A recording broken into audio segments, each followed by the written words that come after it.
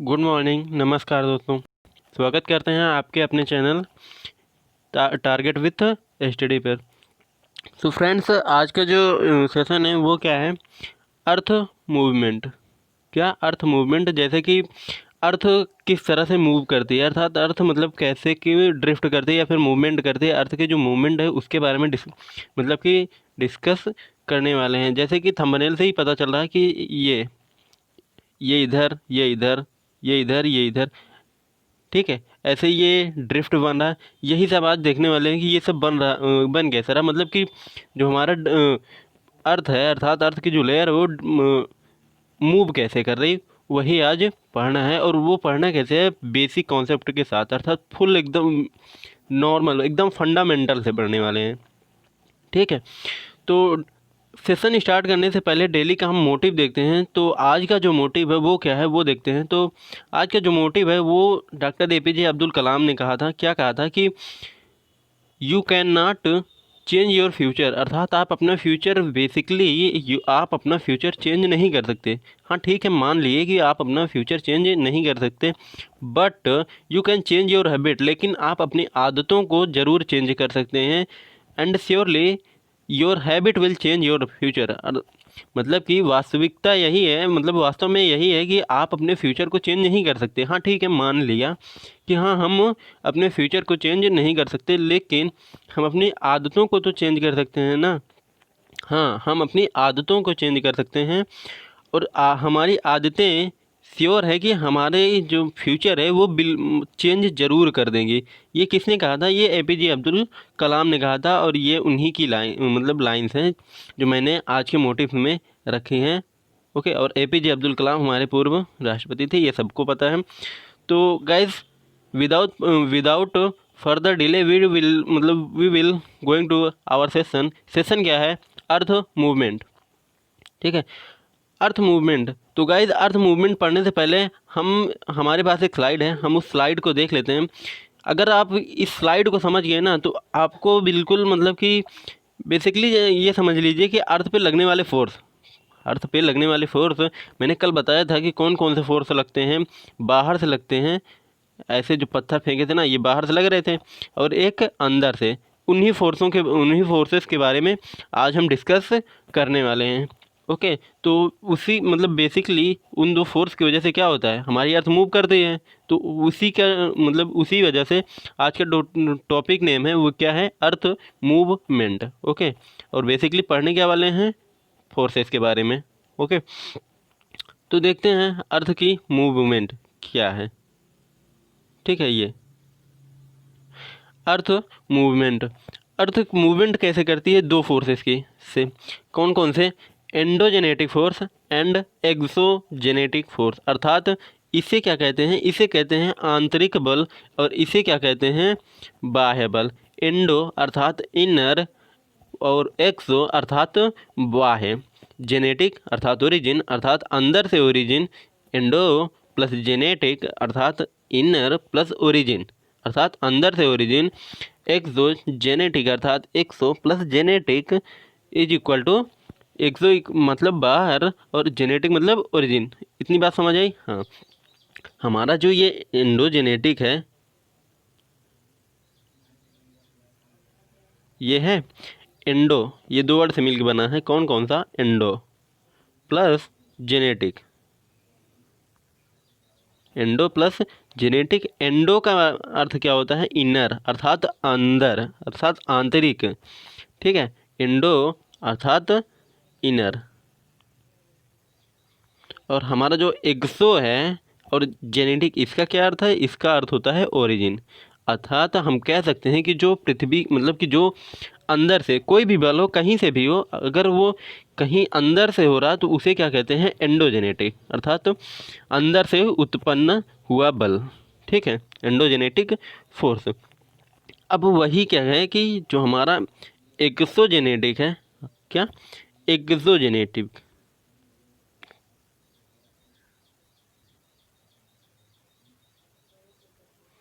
Exogenetic. एक्सो क्या क्या मतलब होता है?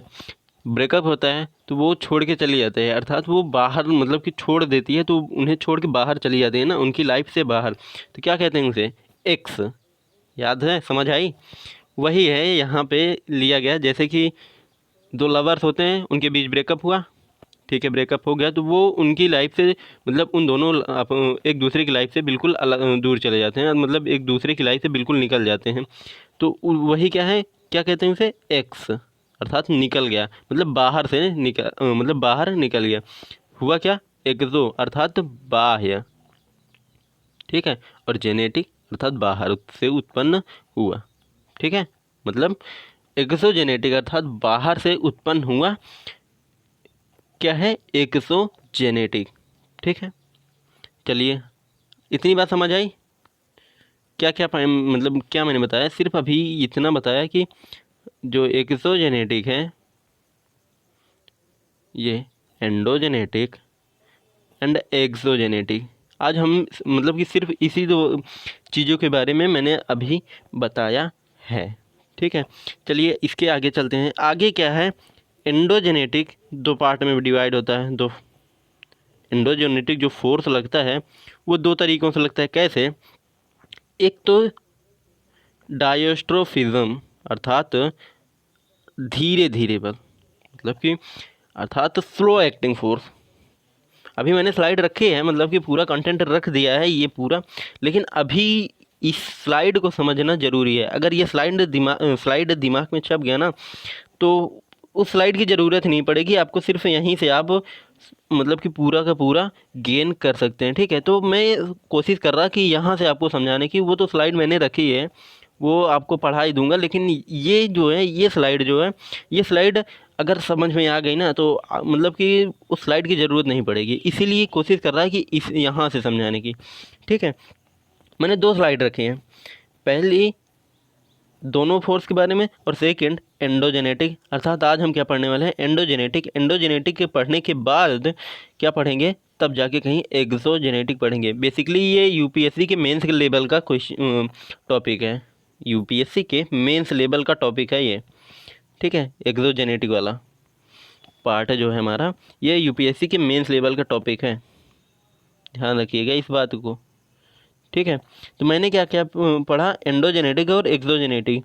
सेकंड क्या पढ़ा, मतलब फिर क्या है कि हमारा एंडोजेनेटिक दो पार्ट में डिवाइड हो रहा है, अर्थात एंडोजेनेटिक दो तरीके से मतलब एंडोजेनेटिक फोर्स जो होता है वो दो तरीके से लगता है। कौन सा, डायस्ट्रोफिज्म एंड सडन मूवमेंट। कौन सा, डायस्ट्रोफिज्म एंड सडन मूवमेंट, ठीक है। Diastrophism and sudden movement. Diastrophism ये कैसा मूवमेंट है, ये मतलब कि धीरे धीरे होता है, ये धीरे धीरे मूवमेंट होती है। ये जैसे कि माउंटेन बनता है, माउंटेन में धीरे धीरे मतलब बनता है ना, माउंटेन अचानक तो बन नहीं जाता। जैसे कि फोल्ड माउंटेन है, तो ये अचानक तो ऐसे बन नहीं जाएगा, ये धीरे धीरे ऐसे ऐसे चलता हुआ ऐसे ऐसे मतलब बनता है, ठीक है, धीरे धीरे। तो ये डायस्ट्रोफिज्म क्या है, स्लो एक्टिंग फोर्सेस है, क्या, slow acting force.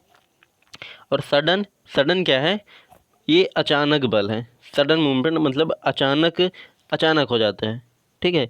Endogenetic force में कौन कौन से, diastrophism, slow acting force, sudden movement अर्थात सडन सडन मूव फोर्स, ठीक है।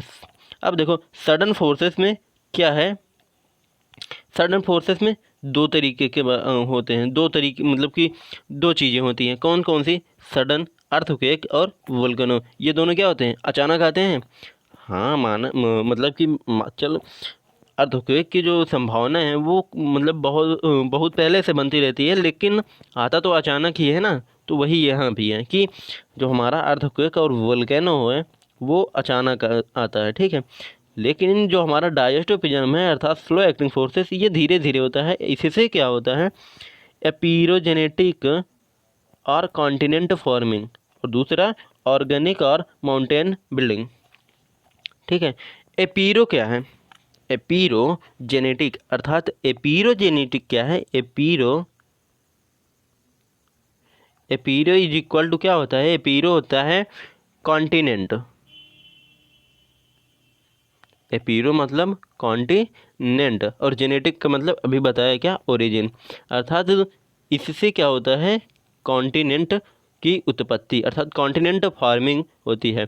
जैसे कि मैंने पिछली क्लास में बताया था घर वाली और बाहर वाली क्रस्ट के बारे में, घर वाली और बाहर वाली क्रस्ट के बारे में जब इंटरनल स्ट्रक्चर बता रहा था तब बताया था ना। घर वाली अर्थात अपवर्ड, बाहर वाली अर्थात डाउनवर्ड, मतलब तला वाली जो क्रस्ट थी वो डाउनवर्ड, अपवर्ड वाली क्रस्ट घर वाली। ठीक है, समझ आई बात। अब देखिए ये बात समझ आई, चलिए ठीक है। और ये टॉपिक में हम पढ़ चुके हैं कॉन्टिनेंटल, पढ़ चुके हैं कॉन्टिनेंट का निर्माण पढ़ चुके हैं, कॉन्टिनेंट कैसे बना ये सब हम पढ़ चुके हैं। और अब पढ़ने क्या वाले हैं ओरोजेनिक और माउंटेन बिल्डिंग, अर्थात ओरो क्या है। ओरो क्या है, ओरो होता है, ओरो अर्थात माउंटेन, क्या ओरो अर्थात माउंटेन, मतलब ओरोजेनिक, ओरो इक्वल टू माउंटेन, और जेनिक इक्वल टू ओरिजिन। ये ध्यान रखिएगा, ओरो अर्थात माउंटेन और जेनिक अर्थात क्या, उत्पत्ति। अब माउंटेन कैसे बनता है, अर्थात डायस्ट्रोफिज्म, ये जो धीरे धीरे होता है इससे क्या क्या होता है, इससे होता है माउंटेन बिल्डिंग बनना और क्या, कॉन्टिनेंट बनना। ठीक है, अब माउंटेन कैसे बनते हैं, तो दो तरीके के फोर्स लगते हैं माउंटेन बनने के, एक टेंशनल फोर्स, एक कंप्रेशनल फोर्स। अब ध्यान दीजिए, मैंने इसकी पिछली वाली कक्षा में ही बताया टेंशनल फोर्स और compressional force, compressional force and tensional force, तनावात्मक बल और कंप्रेशनल फोर्स। ठीक है, कन्वर्जेशन बल। ठीक है, अब देखिए टेंशनल फोर्स, टेंशनल फोर्स अर्थात तनावात्मक बल क्या है कि जब दो प्लेटें एक दूसरे से विपरीत जा रही हूँ, ये क्या है, टेंशनल फोर्स। बीच में क्या बनेगा, रिफ्ट वैली, ये क्या है, रिफ्ट भ्रंश पर्वत, ब्लॉक माउंटेन, और बीच में रिफ्ट वैली, ये क्या है, भ्रंश पर्वत। बनाना एक माउंटेन, बना एक माउंटेन, बिल्कुल बना।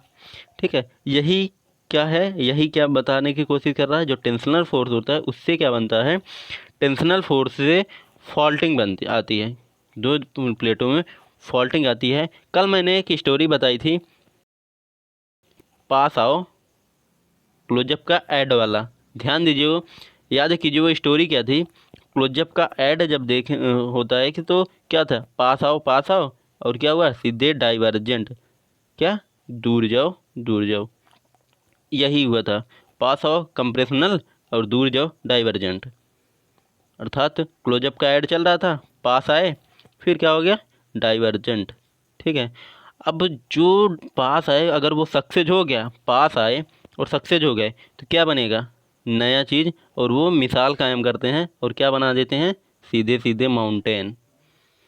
ठीक है, जो पास है कंप्रेशनल हुआ, जो अगर वो सक्सेस हुए अपनी लाइफ में, मैं मतलब पास आओ, वो सक्सेस हुए, पास आए और सक्सेस हो गए, तो वो क्या करेंगे, माउंटेन बना देंगे, अर्थात तो क्या, मिसाल कायम कर देंगे। ठीक है, यही है। और डाइवर्जेंट, डाइवर्जेंट तो जानते हैं, सीधे डिवोर्स, टेंशन, टेंशन की वजह से सीधे डाइवर्स। ठीक है, ये कल मैंने स्टोरी ये बताई थी। अब sudden movement, sudden movement, sudden movement क्या होता है, ये अचानक से होता है, जैसे कि अर्थक्वेक, अर्थक्वेक अचानक आता है, वोल्केनो ये भी अचानक आता है। अर्थक्वेक और वोल्केनो सडन मूवमेंट जो होता है, इस मतलब कि ये जो एंडोजेनेटिक फोर्स होता है, बेसिकली इसका मतलब कि एंडोजेनेटिक फोर्स का जो मुख्य स्रोत है क्या है, वो देखते हैं। मुख्य स्रोत क्या है एंडोजेनेटिक का, मैंने बताया था कॉन्वेक्शन करंट, कॉन्वेक्शनल करंट क्या था कि जो गर्म लावा है वो नीचे से ऊपर जाता है, ठंडा लावा उसका स्थान लेने के लिए नीचे आता है, यही एक कन्वेक्शनल करंट। ये ऐसे लगातार चलता रहता है, ऐसे, मतलब ठंडा लावा ऊपर, गर्म लावा, गर्म लावा ऊपर, ठंडा लावा नीचे, गर्म लावा ऊपर, ठंडा लावा नीचे, यही होता है। तो लगातार, जैसे कि ये अर्थ है, ये हमारी अर्थ है, ठीक है, अर्थ की लेयर है, और लगातार क्या करेगा कि लावा ऐसे चलता रहेगा, गर्म लावा ऊपर, तो जो लावा है वो ऐसे हमारे अर्थ लेयर पे फोर्स लगाता है, और अचानक क्या होगा, ये बाहर निकल जाएगा तोड़ के क्रस्ट को। जब निकलेगा तो देखो 70% जो होते हैं वो अर्थक्वेक और वोल्केनो साथ साथ में आते हैं। ठीक है, तो होगा क्या, आएगा, और ये कब होगा, अचानक से होगा, बहुत ज़्यादा विस्फोट करते हुए आएगा। अभी जब वोल्केनो और अर्थक्वेक बताएंगे तो वहाँ भी बताएंगे कि अर्थक्वेक 3 तरीके के होते हैं, PSL अर्थात एल लव वेव, बर्बादी का, एल वेव आया तो जान लो बर्बाद होना ही है। ठीक है, तो वोल्केनो भी 3 प्रकार के होते हैं, कौन कौन से, सक्रिय, प्रसुप्त, शांत।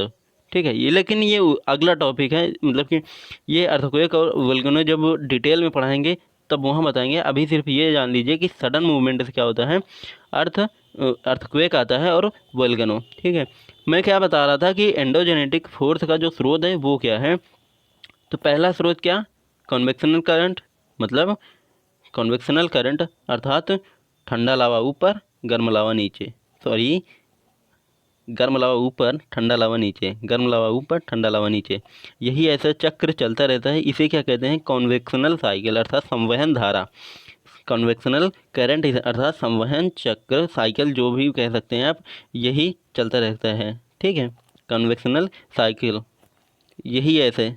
ठीक है, तो जैसे कि ये अपनी अर्थ लेयर है, तो होगा क्या कि जब ये ऐसे मतलब कि गर्म लावा ऊपर ठंडा लावा नीचे चलता रहेगा, तो हमारा जो लावा है ये इस पे ऐसे फोर्स लगाता है, ऐसे। ठीक है, जब ये फोर्स लगाता है तो एक टाइम तक, तो मैंने कल बताया था कि एक टाइम तक तो ये मतलब सहन करेगी अपनी क्रस्ट, लिथोस्फीयर जो है ये एक टाइम तक तो सहन करेगी। उसके बाद क्या होगा कि ये टूट जाएगी, कल मैंने बताया था, टूट जाएगी तो लावा ऐसे बाहर आएगा, ये ऐसे बाहर आएगा। जब ये बाहर आएगा तो ये अर्थक्वेक, सॉरी वोल्केनो बाहर आया, और वोल्केनो के साथ जब ये बाहर आएगा, ये जब इसे तोड़ेगा तो अचानक प्लेट टूटेगी, तो क्या होगा, अर्थक्वेक आएगा। ये अर्थक्वेक का पार्ट है, या अर्थक्वेक में बताएंगे, लेकिन अभी ये जान लीजिए कि अर्थक्वेक आएगा। ठीक है, तो बेसिकली जहाँ वोल्केनो आता है वहाँ अर्थक्वेक आता ही आता है। ठीक है, तो ये था पहला। दूसरा क्या है कि रेडियो एक्टिव, अब ये जो है कन्वेक्शनल करंट, ये रेडियो एक्टिव के क्षय होने से, रेडियो एक्टिव जो मटेरियल होते हैं इसके डीके होने से ये ऊर्जा उत्पन्न होती है, उसके डीके होने से अर्थात उसके क्षय होने से ऊर्जा उत्पन्न होती है। उस वो ऊर्जा क्या है, वो मतलब कि अंदर से फोर्स लगाने लगती है।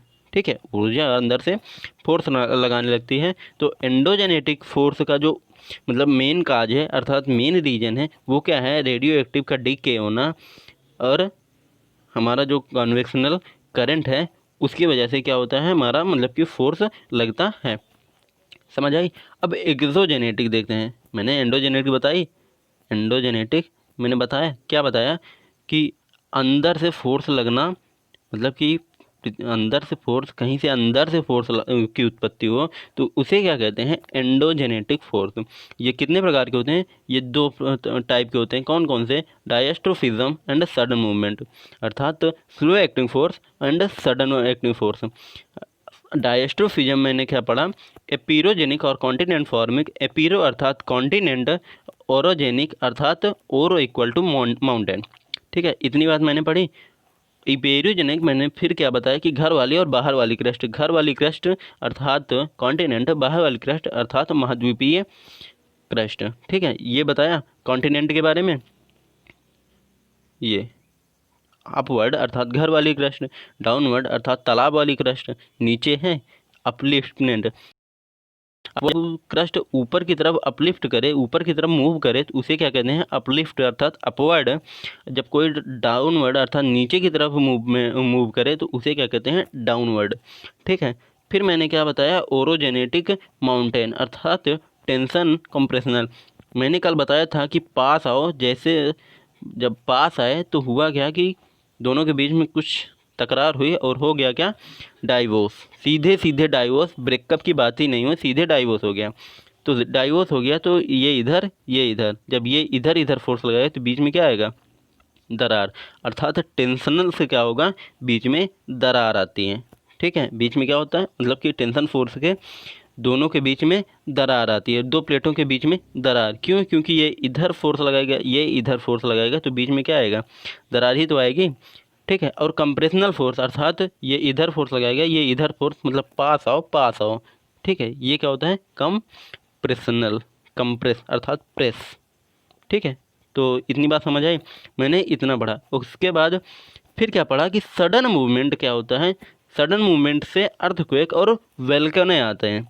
कैसे अर्थक्वेक और वोल्केनो आते हैं, मैंने बताया ना कि लावा ऐसे मतलब फोर्स लगाता रहता है लिथोस्फेयर पे, और अचानक लिथोस्फेयर को तोड़कर लावा बाहर निकल जाता है। तो वो लावा ही जो मतलब कि बाहर निकलता है उसे कहते हैं, वही वोल्केनो होता है। ठीक है, और वोल्केनो के साथ साथ ही अर्थक्वेक आता है। ये बात ध्यान रखिएगा कि वोल्केनो के साथ ही क्या आता है, अर्थक्वेक। ओके, इतनी बात मैंने बताई। अब चलते हैं एक्सोजेनेटिक पे। कहाँ पे, एक्सोजेनेटिक। एक्सोजेनेटिक अर्थात बाहर से उत्पन्न हुआ। ये मैंने पहले ही बताया था कि क्या है एक्सोजेनेटिक, बाहर से उत्पन्न हुआ। ये कितने मतलब ये कितने तरह के से होते हैं, ये दो तरीके से होते हैं। कौन कौन से, वेदरिंग एंड इरोजन। ठीक है, कौन से, वेदरिंग एंड इरोजन। अब ये क्या है, वेदरिंग और इरोजन, ये बेसिकली अभी इसे नहीं पढ़ना, ये पहले इसे पढ़ेंगे फिर इसे, लेकिन फिर भी जान लेते हैं कि ये वेदरिंग है क्या। ठीक है, वेदरिंग मतलब होता है अपक्षय, अपक्षय, क्या, अपक्षय। और इरोजन का मतलब कटाव अर्थात अपरदन। देखो दोनों में डिफरेंस है, वेदरिंग और इरोजन में डिफरेंस है। वेदरिंग मतलब अपक्षय, अपक्षय, और इरोजन मतलब कटाव, मतलब कटना। इसमें क्या है, इरोजन का मतलब होता है, मतलब अपक्षय का मतलब क्या होता है कि जब पृथ्वी कट के, अर्थात पृथ्वी का जो पार्टिकल होते हैं वो टूटने के बाद, अर्थात वो उनके टूटने के बाद वो कहीं पे मतलब दूसरी जगह ना जाकर वहीं रहें, अर्थात चट्टानों को अपने ही स्थान पर कमज़ोर होने, टूटने फूटने एवं विखंडित होने को क्या कहते हैं, अपक्षय। इतनी बात समझ आई। फिर से देखिए कि मतलब कि जो हमारा वेदरिंग है अर्थात अपक्षय है, ये क्या है कि चट्टानों के टूटने फूट मतलब कि चट्टानों के अपने स्थान पर ही टूटने एवं विखंडित होने को ही अपक्षय कहते हैं। अर्थात इनका मूवमेंट नहीं होता, ये खुद ही एक जगह पे टूटते हैं। ठीक है, उसे क्या कहते हैं, वेदरिंग। और इरोजन क्या है, इरोजन का अर्थ होता है कि मतलब कि जो इरोजन होता है उसमें पृथ्वी के पार्टिकल, अर्थात जो पृथ्वी के जो पार्ट होते हैं अर्थात टूटने के बाद वो कहीं और विस्थापित हो जाते हैं। जैसे कि ये यहाँ से और हवा चली, ये धूल के कण उठा के यहाँ जाके विस्थापित कर दिया, तो ये क्या है, अपरदन। ठीक है, और जैसे कि और अपक्षय क्या है, अपक्षय बताया ना कि चट्टानों के अपने ही स्थान पर टूटने फूटने, अपने स्थान पर टूटने फूटने और विखंडित होने को ही क्या कहते हैं, अपक्षय। ठीक है, अर्थात वेदरिंग। इतनी बात समझ आई, वेदरिंग अर्थात अपने ही स्थान पर टूटना, और इरोजन अर्थात कटाव अर्थात बह जाना, मतलब कि दूसरी जगह पे जाके विस्थापित हो जाना। इतनी बात समझ आई, आई होप समझ गए होंगे। अब वेदरिंग में भी, वेदरिंग कैसे कैसे होती है, वेदरिंग के साथ तीन तरीके की बात होती है। कौन कौन सी, पहला फिजिकल, दूसरा केमिकल, थर्ड बायोलॉजिकल। ठीक है, फिजिकल, केमिकल, बायोलॉजिकल। वो कैसे, अब देखिए, पहली बात तो वेदरिंग, मैंने बताया ना कि ये समझने वाली बात है, ये मेंस का टॉपिक है, यूपीएससी के मेंस का टॉपिक है। ठीक है, लेकिन समझने वाली बात है, इसलिए समझिए कि वेदरिंग क्या है, physical, chemical and biological. Physical में क्या कहता है, सूर्य ताप, पाला, ओला जो भी गिरता है वो फिजिकल होता है। जो वो उससे क्या होता है, जैसे कि अगर एक जगह पे पाला गिरे, ऐसे एक जगह पे अब बारिश हो, ऐसे जैसे कि अगर एक जगह पे बारिश करवाएं तो क्या पत्थर भी कट जाएगा, पत्थर क्या, लोहा भी कट जाता है। ठीक है, तो वो क्या होता है, फिजिकल। केमिकल क्या होता है, अर्थात रासायनिक अपक्षय। इससे क्या होता है, इससे होता है जैसे कि ऑक्सीडेशन। इससे कौन सी अभिक्रिया होती है, जैसे कि ऑक्सीडेशन, कार्बोनिडेशन, अर्थात कार्बोनेशन, ऐसे मतलब कार्बनीकरण, ऑक्सीडेशन ऑक्सीकरण, ऐसे ऐसे। ठीक है, ये क्या है केमिकल। और बायोलॉजिकल क्या है, बायोलॉजिकल जैसे कि वनस्पति, जीव विज्ञान, जीव जंतु, ह्यूमन, इससे क्या होता है बायोलॉजिकल। इतनी बात समझ आई? नहीं समझ आई तो कोई बात नहीं, ठीक है, ड्रॉप कर दो। ये अपना टॉपिक मतलब कि ये मेंस का टॉपिक है यूपीएससी के। अभी सिर्फ क्या पढ़ना है हमें, एंडोजेनेटिक फोर्स जिसकी वजह से। और दूसरा जो जो अपना टॉपिक है वो क्या है, इरोजन, कटाव, ठीक है, यही पढ़ना है। अपर्दन, अपक्षय और अपर्दन। अपक्षय बचपन से पढ़ते आ रहे हैं, लेकिन यहाँ जो है वो थोड़ा सा डिफरेंट है, ठीक है। वैसे physical, chemical and biological. Physical अर्थात पाला ओला जो भी गिरता है फिजिकली तरीके से। केमिकल अर्थात ऑक्सीडेशन, कार्बोनेशन अर्थात ऑक्सीकरण, एंड कार्बोनेशन कार्बनीकरण, ठीक है। जलयोजन, हाइड्रोएशन, यही सब, हाइड्रेशन, ये सब क्या है केमिकल में, ठीक है। और बायोलॉजिकल, जीव जंतु मानव, जीव जंतु मानव वनस्पति, ये सब क्या है बायोलॉजिकल वेदरिंग में आते हैं। बायोलॉजिकल वेदरिंग में क्या क्या आते हैं, जीव जंतु, वनस्पति, विज्ञान, मानव, ये सब क्या आते हैं बायोलॉजिकल वेदरिंग में, ठीक है। अब अपना टॉपिक समझते हैं, ये तो समझ आया। अब टॉपिक क्या है अपना, इरोजन अर्थात कटाव। क्या, कटाव। कटाव कैसे कैसे होता है वो देखिए, अर्थात कटाव मतलब अपर्दन। कटाव अपर्दन का अपर्दन ही है कटाव, ठीक है। कटाव कैसे कैसे होता है, ice, river water, sea, wind, अर्थात आइस बर्फ़ से भी कटाव होता है, ठीक है। रिवर वाटर अर्थात जब नदी बहती है तो वह अब किनारे किनारे को, अपनी जो किनारे किनारे के वो मिट्टी को काट छाँट के मतलब कि लेके जाती है दूसरी जगह, ठीक है। वही क्या है, मतलब कि वो अपर्दन ही तो कर रही है जब काट छाँट के अपने किनारों को काट छाँट के।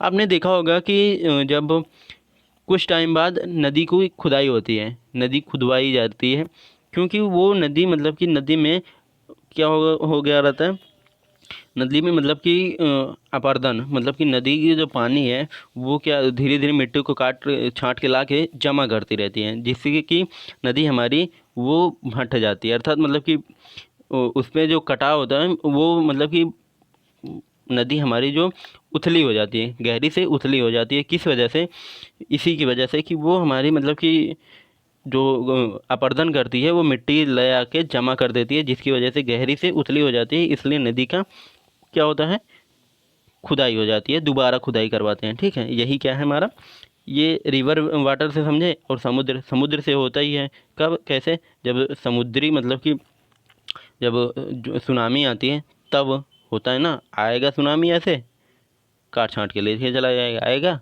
लेके चला जाएगा। यही क्या है हमारा, मतलब कि समुद्र से भी आता है। हवा, हवा से चलता ही है। आप जाइए रेगिस्तान में, वहाँ हवा चलती है तो हवा के साथ साथ आपको बालू के कण भी मिलेंगे। और जब तूफान आता है अर्थात हवा तेज़ चलने लगती है तो आप देखिए तो वहाँ पे मतलब कि धूल के साथ हवा चलती है। अर्थात उस एयर में अर्थात हवा में, विंड में क्या होता है, हवा विंड में मतलब कि धूल के कण विद्यमान रहते हैं। और अभी आप देखेंगे तो अभी भी मतलब कि वायुमंडल में धूल के कण विद्यमान हैं, ठीक है।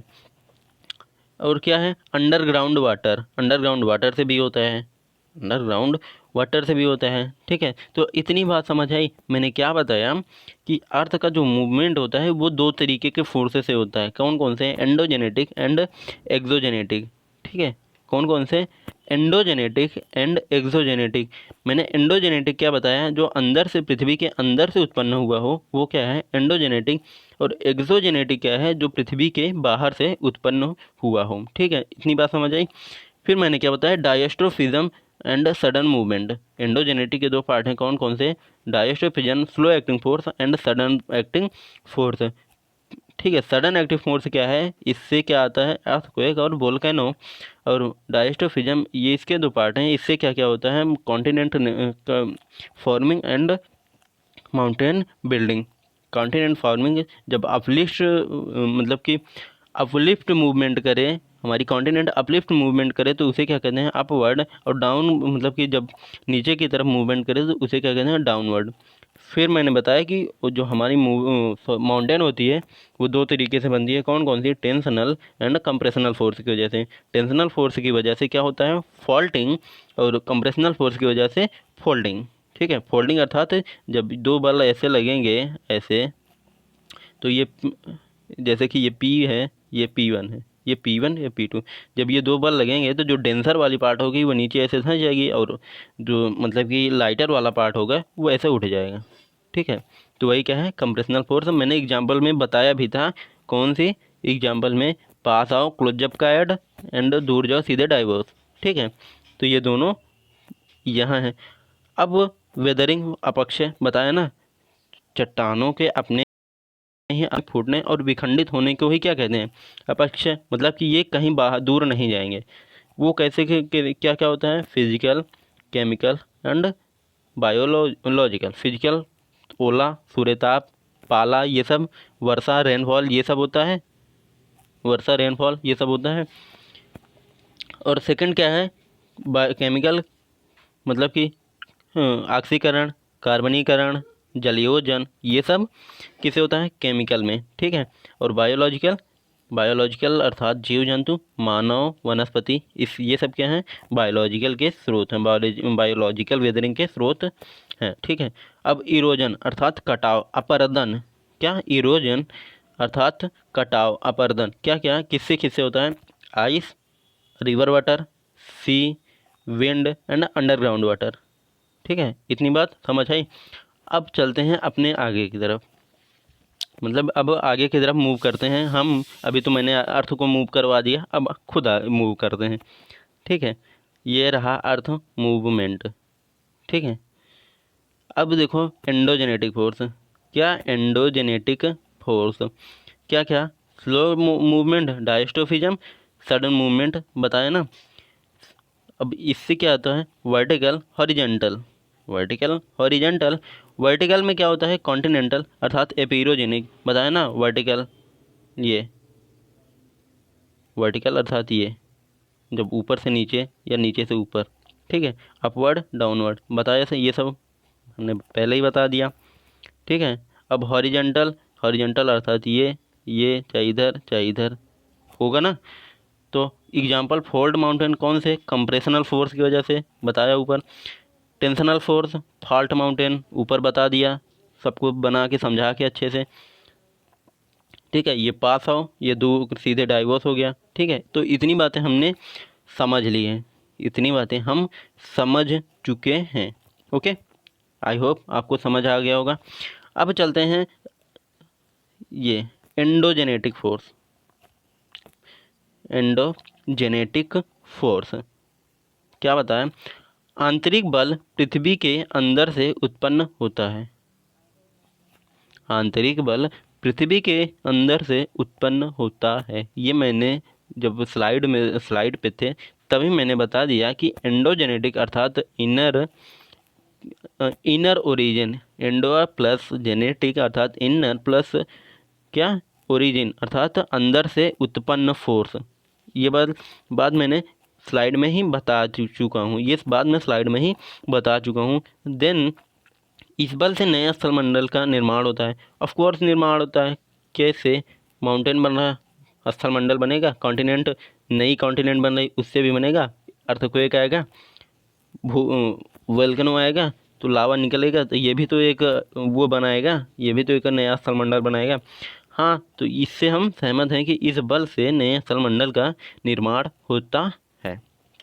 ठीक है, इस बल का स्रोत रेडियो एक्टिव पदार्थ के क्षय, कॉन्वेक्शनल करंट एंड मोल्टन लावा है। ये सब मैं ऊपर बता चुका हूँ, कैसे, जब कॉन्वेक्शनल करंट, गर्म लावा ऊपर, ठंडा लावा नीचे, गर्म लावा ऊपर, ऐसे ऐसे चलते रहते हैं, तो लिथोस्फीयर पे क्या करता है, लावा ऐसे फोर्स लगाता है। ये बात मैंने बताई है कि लावा ऐसे क्या करता है, फोर्स लगाता है, और एक समय लावा ऐसे तोड़ के इस क्रस्ट को बाहर आ जाता है। ठीक है, तो ये सब मैं बता चुका हूँ ऊपर ही। ठीक है, अब मैंने क्या बताया कि दो तरीके के बल होते हैं एंडोजेनेटिक फोर्स, कौन कौन से, diastrophic force, slow acting force and sudden forces अर्थात अचानक बल। एपीरोजेनेटिक, ओरोजेनेटिक, ये भी मैं बता चुका हूँ ऊपर। एपीरो प्लस जेनेटिक अर्थात कॉन्टिनेंट प्लस ओरिजिन, कॉन्टिनेंट की उत्पत्ति। ठीक है, ये सब भी मैं बता चुका हूँ। ठीक है, सडन फोर्सेस, अर्थक्वेक, वोल्केनो, ये भी मैं, ये अपना मतलब कि एक एक मतलब टॉपिक है ये पूरा, इस टॉपिक को मैं हम टॉपिक इसके बाद कहाँ से स्टार्ट करेंगे, इसका बाद का टॉपिक हमारा है ओरोजेनिक से। अर्थात क्यों, क्योंकि एपिरोजेनिक हम पहले ही पढ़ चुके हैं। जब क्या पढ़ रहे थे, इंटरनल सॉरी यहाँ से मतलब कि प्लेट टेक्टोनिक पढ़े ना, उससे क्या हुआ, कॉन्टिनेंट का निर्माण हुआ, कॉन्टिनेंट बना कैसे, वही क्या है एपिरोजेनिक है। और ओरोजेनिक क्या है, माउंटेन निर्माण, माउंटेन बिल्डिंग। तो यहाँ से पढ़ेंगे माउंटेन बिल्डिंग से, ठीक है। सबसे पहला कौन सा, कंप्रेशनल अर्थात फोल्ड माउंटेन से हम पढ़ने वाले हैं, माउंटेन के प्रकार से पढ़ने वाले हैं, ठीक है। तो अभी क्या टॉपिक है वो देखते हैं। तो अर्थक्वेक और वोल्केनो जो है ये अपना एक टॉपिक है, और ओरोजेनिक ये भी एक टॉपिक है। तो यहाँ से हमें पढ़ना है नेक्स्ट क्लास में।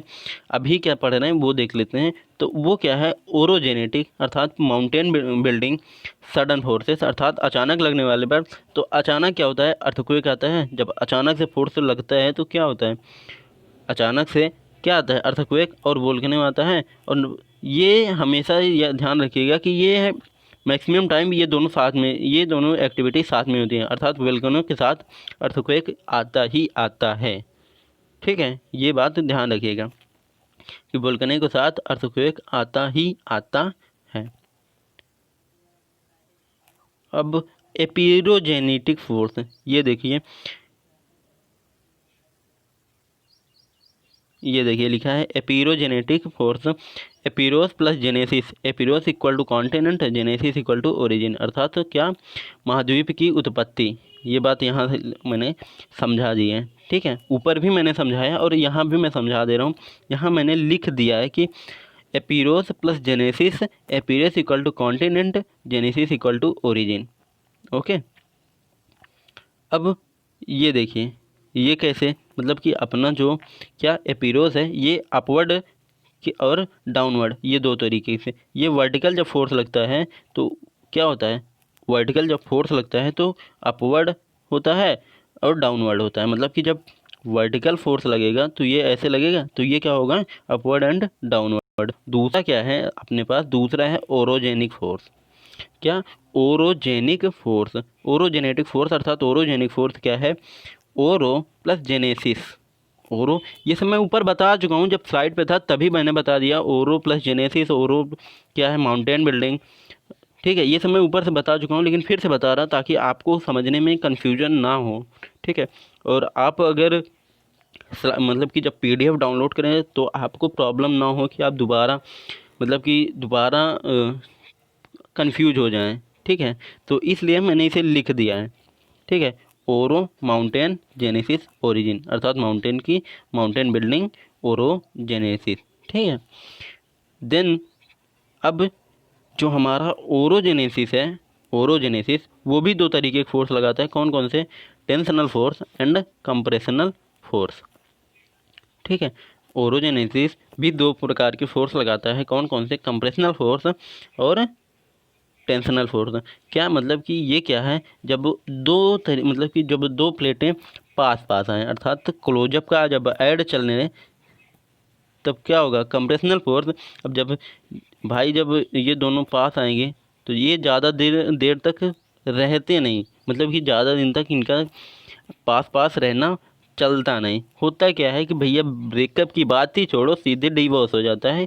इसलिए मैंने क्या बताया था कि ये डाइवर्जेंट है, ये क्या है, कन्वर्जेंट, ठीक है। ये क्या है, डाइवर्जेंट, और ये क्या है, कन्वर्जेंट। अब इसके साथ इसके मित्र की भी बात मैंने की थी, कौन से, ट्रांसफॉर्म अर्थात वो दोनों में रहता है, अर्थात वो दोनों में रहता है। इन दोनों की मैंने फ्रेंड की बात की थी। कौन था इसका मित्र, वो था ट्रांसफॉर्म। इसके पहले वाली वीडियो में आप जाके देखेंगे तो आपको मिल जाएगा ट्रांसफॉर्म क्या था, टेंशनल फोर्स अर्थात divergent force tectonic plate tectonic वाले चैप्टर में ये बात थी, ठीक है। ओके, कंप्रेशनल फोर्स और टेंशनल फोर्स समझ आई, ओके। आगे चलते हैं, टेंशनल फोर्स। टेंशनल फोर्स से क्या होता है, फॉल्ट माउंटेन बनता है, और कंप्रेशनल फोर्स से फोल्ड माउंटेन बनता है। इस बात को थोड़ा सा समझते हैं, इस बात को जब टेंशनल फोर्स और कंप्रेशनल फोर्स से कैसे क्या होता है वो बात समझते हैं। जैसे कि ये अपने पास प्लेट है,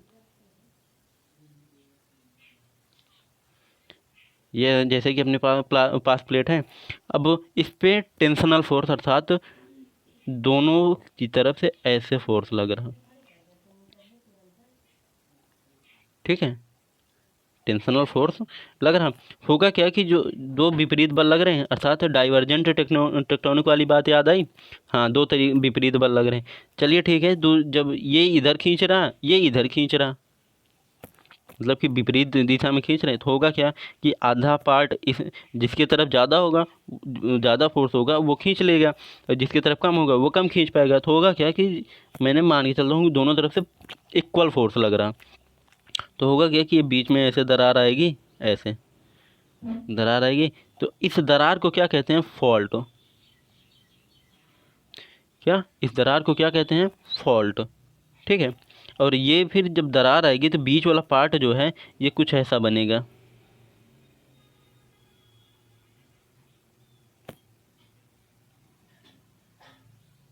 ये। तो ये जो ये उठा पार्ट होगा ये क्या होगा? पर्वत बन जाएगा। ये कौन सा? ब्लॉक माउंटेन, ठीक है, अर्थात ब्लॉक भ्रंश पर्वत अर्थात फॉल्टिंग दरार अर्थात फॉल्टिंग माउंटेन बनता है, ठीक है। ये बीच वाला पार्ट धंस जाएगा, इसे क्या कहते हैं? रिफ्ट वैली, ठीक है। इतनी बात समझ आई। अब कंप्रेशनल समझ लेते हैं। जैसे कि दो प्लेटें हैं, ऐसे दो प्लेटें हैं, ऐसे ये इधर फोर्स लगा रहा, ये इधर फोर्स लगा रहा, ठीक है। मतलब कि कंप्रेशन मतलब कि दोनों पास पास आ रहे हैं। तो होगा क्या कि जैसे कि इसका मतलब जो डेंसिटी है वो ρ2 है, इसकी डेंसिटी ρ1 है, ठीक है। क्या है? डेंसिटी ρ1 और ρ2 है। और ये इसकी मतलब क्या होगा कि इसकी जो डेंसिटी है ρ1 की, ये ज़्यादा है किससे? ρ2 से, ठीक है। डेंसिटी ज़्यादा है तो होगा क्या कि जब इसकी ये डेंसिटी ज़्यादा है तो ये ऐसे जाएगा, ये डेंसर है, ये ऐसे झुक जाएगा, ऐसे, और ये ऐसे उठ जाएगा, ठीक है।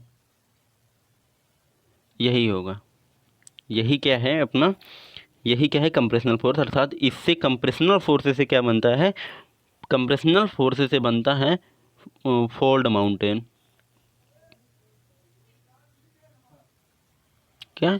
Fold mountain. कंप्रेशनल फोर्स से क्या बनता है? Fold mountain. कंप्रेशनल देखो, टेंशनल फोर्स से फॉल्ट माउंटेन,